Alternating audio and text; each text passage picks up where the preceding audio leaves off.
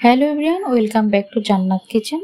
আপনাদেরকে আজ খুবই একটি ভিন্ন রকমের আনারসের শরবত করে দেখাবো বা ড্রিঙ্কস। এটি খেতে এতটাই মজা হয়, আর আজকে আমি খুবই একটু অন্য স্টাইলে করে দেখাবো। চলুন মূল রেসিপিতে চলে যাই। প্রথমে আমি একটি বড় সাইজের আনারস নিয়ে নিয়েছি। চেষ্টা করবেন আনারসটা একটু পাকা বা মিষ্টি হয়। প্রথমে আমি আনারসটা কেটে নিয়েছি।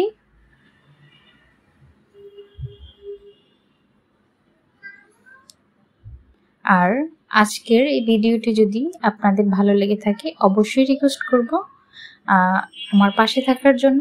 আর অলরেডি যারা পাশে আছেন তাদেরকে জানাই অসংখ্য ধন্যবাদ এবং নতুন বন্ধুদেরকে আমন্ত্রণ জানাচ্ছি আজকের ভিডিওটি দেখার জন্য। আশা করি আজকের ভিডিওটি আপনাদের অনেক ভালো লাগবে। যদি ভালো লেগে থাকে লাইক কমেন্ট দিতে একদমই ভুলবেন না। আর আপনাদের সাথে কথা বলতে বলতে কিন্তু আমার আনারস দেখুন কাটা হয়ে যাচ্ছে।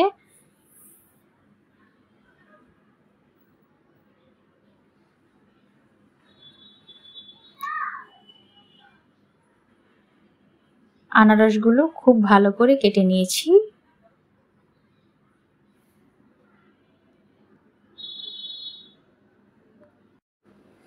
খোসাটা ছাড়ানোর পরে এখন আমি আনারসগুলোকে পিস পিস করে কেটে নেব।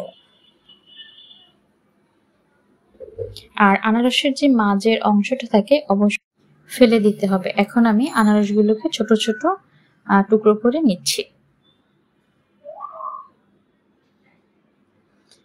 আর আজকের এই শরবতটা আমি একটু অন্য স্টাইল করে দেখাবো। আশা করি আপনাদের কাছেও খুবই ভালো লাগবে। আপনারা অবশ্যই এইভাবে বাসায় বানাবেন আর অবশ্যই কিন্তু আমাকে জানাবেন আজকের শরবত রেসিপি বা ড্রিঙ্কস রেসিপি আপনাদের কেমন লেগেছে। নিয়ে নিয়েছি ব্লেন্ডারের জার। এখন আমি আনারসগুলো প্রথমে দিয়ে দিয়েছি। এরপরে চিনি দিয়ে দিতে হবে। মিষ্টিটা কিন্তু আপনারা আপনাদের পছন্দ মতো অ্যাডজাস্ট করে নিতে পারেন। মিষ্টিটা আমি আমার পছন্দ মতো দিয়ে দিয়েছি। এখন অ্যাড করব বিট লবণ।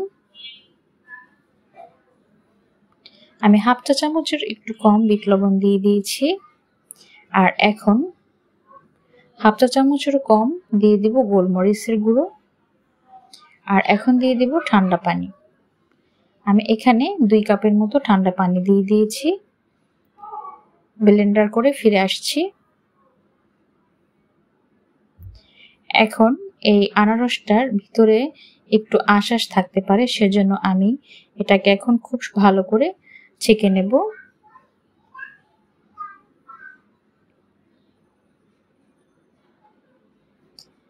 আনারসটা কিন্তু ছাকা হয়ে গেছে। দেখুন মাশাআল্লাহ, দেখতে কিন্তু খুবই সুন্দর হয়েছে আর খেতেও অনেক ভালো হয়েছে। আশা করি আজকের ভিডিওটি আপনাদের অনেক ভালো লেগেছে। আজ এই পর্যন্ত। সবাই ভালো থাকবেন। খোদা হাফেজ।